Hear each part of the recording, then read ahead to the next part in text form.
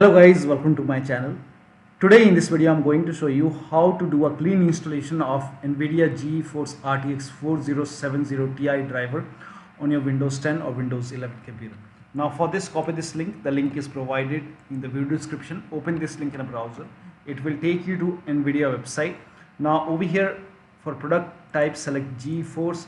For product series select GeForce RTX 40 series, and then for product select Nvidia GeForce RTX 4070 Ti, and then select the right operating system. So if you have Windows 10, select Windows 10. If you have Windows 11, select Windows 11, and then for this download type select game ready driver, and the language should be English. Now click on search.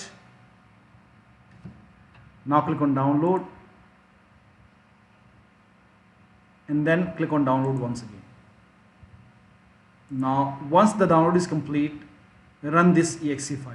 So let the download complete and then run the exe file. Now once you run the exe file, you will see the screen. Click on agree and continue, and then put a check on custom, and then click on next, and then put a check on the box which says perform a clean installation. Make sure that you put a check over here, and then click on next and let the installation complete.